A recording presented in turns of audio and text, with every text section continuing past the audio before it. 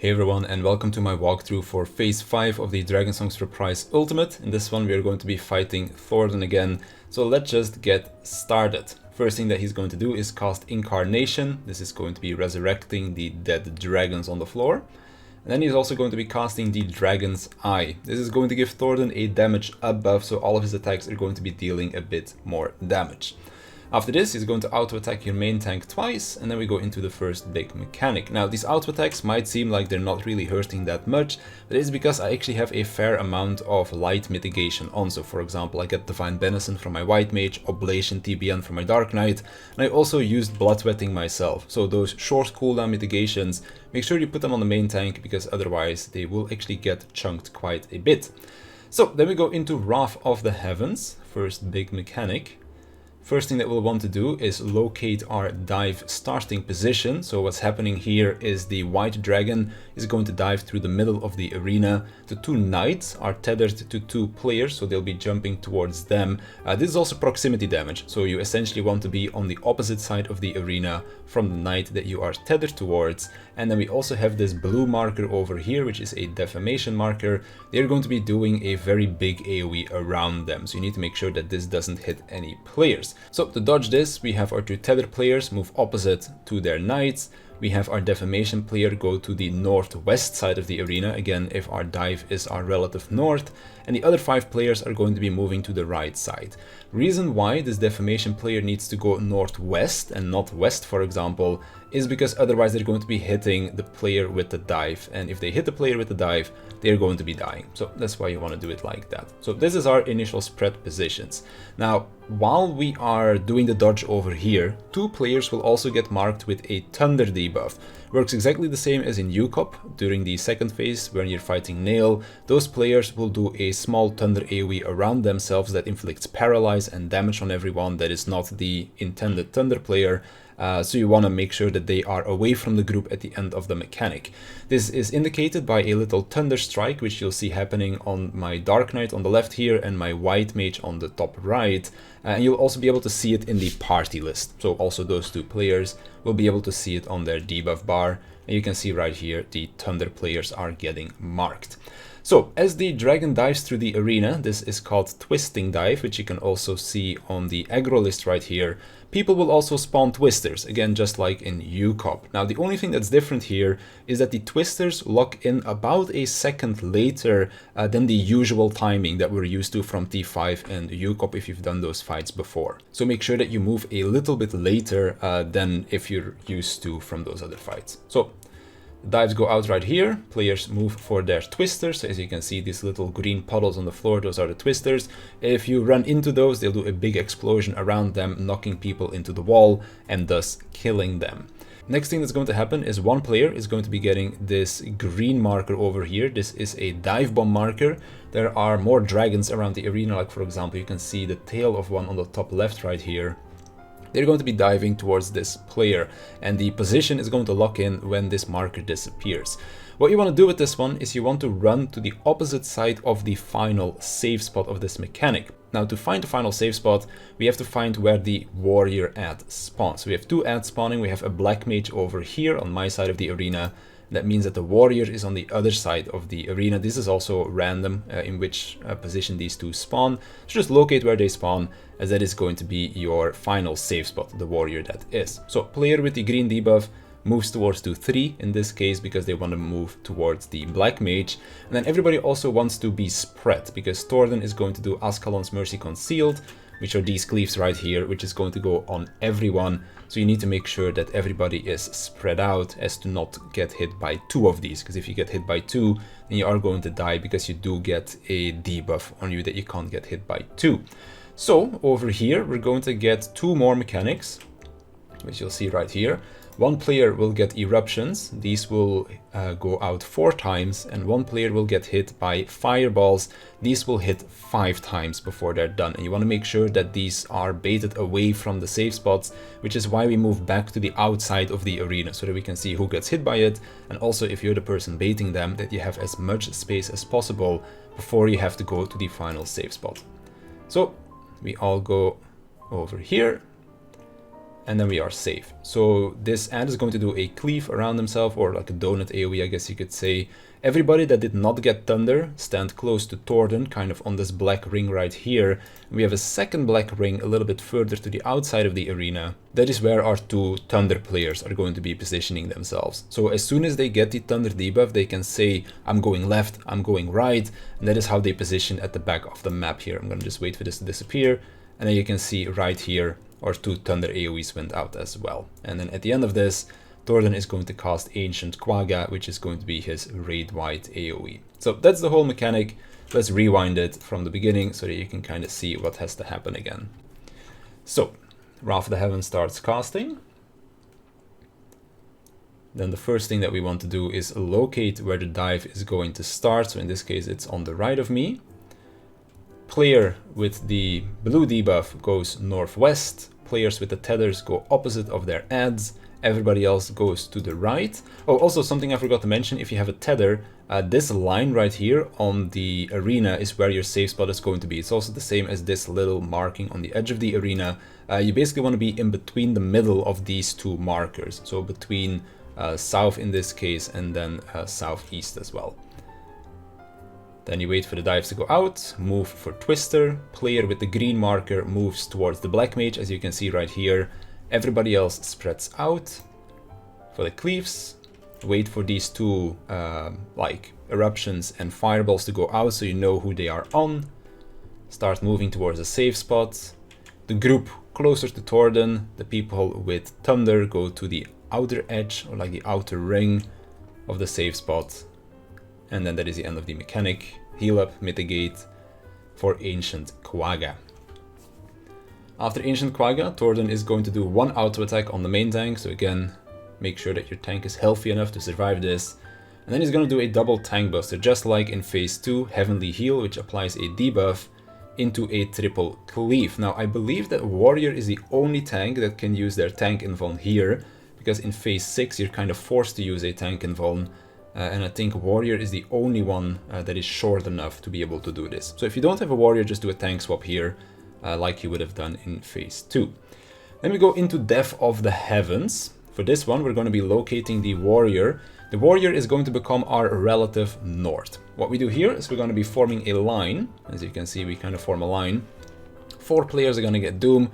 4 players will get nothing, but that means that they will drop a Cleanse Puddle for the Doom. Now, the position in which you line up here, I guess you could say, is you'll want to make sure that the players that are the best at this mechanic stand in the middle of the arena. The players that have the hardest time adjusting stand on the edges of the line.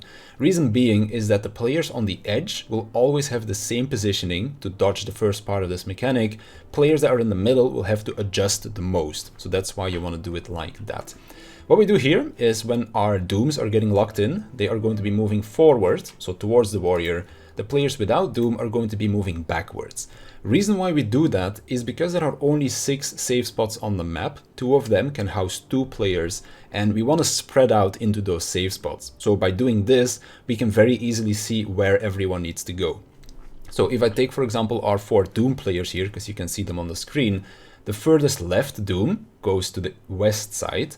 The middle Doom on the left goes northwest, the middle Doom on the right goes northeast, and the furthest right player goes east. So left, top right, right. So that's essentially how you do that. And the same thing for the non-Doom players.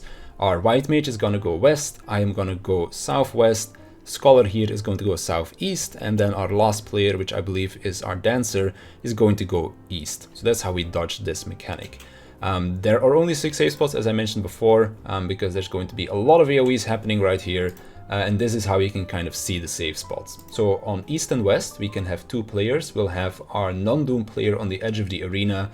Our Doom player is standing on this middle ring of the arena, as you can see, and then northeast, northwest, southeast, southwest are going to be slightly next to the marker. So you don't want to stand on the exact cardinal, because that's not safe. You'll want to stand a little bit closer to south in my case, or to north in the players on the north side's case. As you can see, slightly next to the marker. I'm also slightly next to my marker, just like 2 markings over or between these 2 markings is going to be enough to dodge this mechanic.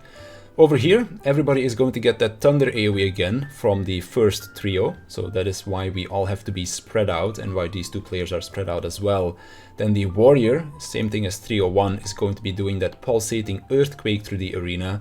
Everybody is going to get a Twister that needs to be dodged as well, and that is going to be the end of the first part of this mechanic. Now, to dodge the Twisters, you can actually use the earthquake as your timing. On the second pulse is when you want to move, because if you move on the second pulse, you are safe from all of the dives that are going off and other AoEs that are going through the middle of the arena. And that is also the timing in which you need to dodge your Twister. So we have the first pulse go out, second pulse, this is when everybody moves, and you can also see these wide AoEs around the arena. That is where the Doom cleanse puddles are going to be. We dodge the earthquakes, and then we're going to line up for the PlayStation mechanic. Now, the PlayStation mechanic right here is going to look a bit weird because we are missing one set of markers because our white mage died right here. But these are like 90% consistent. So the furthest Doom players are going to be baiting the red markers. We decided to bait these on our East and West Doom players because they can just get knocked back to the exact same side that they dodged the first part of this mechanic on. The other Doom players are going to get a triangle, the green one, and a square, the purple one. The way how we did this is the player that was starting northeast is going to go southwest. The player that started northwest is going to go southeast, so the opposite side of the arena. They are going to be tethered to two non-Doom players, so the two non-Doom players just adjust to the position of where the Doom player is standing. Then the two last people, the two non-Doom players that are left over, are going to be getting the blue marker, which is going to be the +1. They are going to go north and south. So essentially, positions for everything here is fixed, except the two blue people, they have to adjust to each other. Everything else is fairly easy to do here. Outside of that, you'll also need to make sure to locate the Eye and Thornton, because you need to look away from both of them. Now you can't see it here, but when I was running in, there you can see it. There is the Eye. Thornton is, I believe, behind me or something. So that's why I'm going to be looking towards the 3 side of the arena, as there is no Thornton or Eye there for me to look towards. Put up some mitigation. Everybody's going to get knocked back. This deals damage. And then we also get the Heaven's Flames. Again, this will also deal damage. Now, luckily enough, our white mage spawned just in time, meaning that she still got a Heaven's Flame. Because if one person is dead here, somebody else is going to get hit twice by Heaven's Flame, and that's going to kill them, because you do get that fire resistance down. And then to finish off the mechanic, there are going to be these meteors that you need to kill. And if you kill all of the meteors in time, then you will be fine. For progression's sake, we decided to use a mage LB3 here. You can also use a ranged LB3 if you want to do that. Or you can save it for the next phase. But personally, I would recommend you use a limit break here just to make this easier in case you have weaknesses coming in from the previous trio, in case somebody dies during the knockback mechanic or something like that, just to make it safer so that you can start progressing phase 6, because phase 5, the DPS check isn't that bad.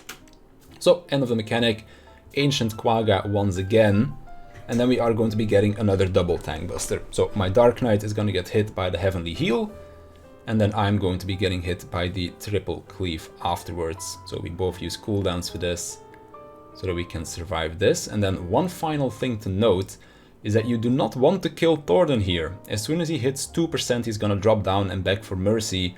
This is when you will want to stop DPS and save Thornton, or well, not kill Thornton. Because if you kill him here, you will actually Hidden Enrage in phase 6, and you can't progress to phase 7. So you need to let him live over here. I will rewind again to go to the beginning of this mechanic so you can see it again. And then I'll also rewind the whole phase and go over it one last time. So first you want to locate the warrior. That's going to be your relative north. Everybody spread out in the line in the predetermined positions that you have chosen for your team.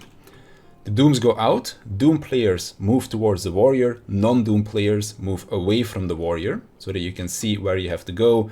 As soon as everybody sees where they need to go to the safe spots. Again, northeast, northwest, southeast, southwest, and then east and west can house 2 players. Non-Doom players stand at the wall on east and west. Doom players stand on the black inner ring of the arena for east and west. Everybody else that is on like the intercardinals, make sure that you're slightly closer to north and south to dodge all of these AoEs. Wait for the second explosion. 1, 2, move to dodge your twisters, and then also to dodge all of these other dives at the same time. Move into the Earthquake so you don't get hit by that. The two Doom players on East and West stay slightly outside to bait the red marker, which will appear right here. Non-Doom players adjust to their Doom players, because the two Doom players with triangle and square have their predetermined position, which is opposite to the side of the arena that they started on. And then the two blue players with the plus go north and south. Those are the only two players that need to communicate here who is going north, who is going south, or who will adjust to who over here. Put up some mitigation, look away from the eye, look away from Thornton, get knocked back. Doom players, also make sure that you pick up the puddles that are over here, like you can kind of see it over here, it's kind of a puddle here. Make sure that you pick those up in case you didn't get knocked back straight into them. And then start DPSing the meteors again. We are going to be using a caster LB3 here to make it easier on ourselves. Don't go easy on these meteors, just in case one was to stay alive. And then again we have Ancient Quagga, which is the end of this mechanic, so heal up, mitigate, so that you can survive this one. And then we have the Tank Buster, and then also need to make sure that we save Thornton, or well, don't kill him at the end of the phase, as soon as he starts begging for mercy. So Heavenly Heal, Tank Swap, Triple Cleave, and then we start slowing down on our DPS. He hits 2%, he begs for his life, and then we let him live. So that's the entirety of phase 5. Again, just like before, I will just go through it one more time with some callouts. So he did Incarnation, spawned dragons. Dragon's Eye is going to be giving him that buff, which makes him deal bonus damage. 2 auto attacks on the main tank. Put up some light mitigation, because they do hurt quite a bit. And then we go into Wrath of the Heavens. First thing that you'll want to do is locate the dives. People with no debuff go to the right, blue top left, tethers opposite to their knights, thunders go out, dodge twister, dive bomb goes towards the black mage, everybody spread out for the cleaves. People with eruptions and fireballs bait them, everybody else towards the warrior. People with thunder go towards the outside of the arena, everybody else to the inside. Heal up and mitigate for Ancient Quagga. After that, 1 auto attack on the main tank, so make sure that they're not low HP. And then also a double tank buster. Again, I'm going to be using an invuln here, but if you're not a warrior, then I do not believe that you'll be able to use it here, because it won't come back in time. After this tank buster, there's also no auto attacks anymore, so you don't have to worry too much about having to heal your tank. And then we go into Death of the Heavens. Again, we're going to be locating the warrior. He will be our relative north. Everybody line up. Doom players go north, non-dooms go south. Everybody spread out in their positions to dodge the AoE fiesta that's coming out. First hit, second hit, dodge. Dodge into the Earthquake. Everybody positions themselves for the PlayStation mechanic. Make sure that you look away from the eye, look away from Thornton, put up some mitigation. Knockback, grab your dooms if you have to, and then start DPSing the meteors.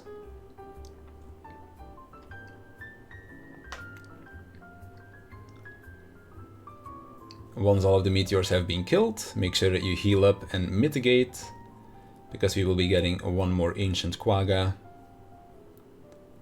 After which we will be getting another Tank Buster. So we have 1 more auto attack on the main tank, then we have Heavenly Heal, and after Heavenly Heal we have our Triple Cleave. You'll want to tank swap this Tank Buster regardless of which tank combination you have. And then Thornton is going to start begging for his life, and you want to show him mercy. So that's going to be phase 5. If you have any more questions about it, then feel free to leave a comment down below and I'll definitely get back to you. But for now, that's going to do it for me. So I want to thank you for watching. I want to thank my Patreons for their support, and I'll see you in the next one.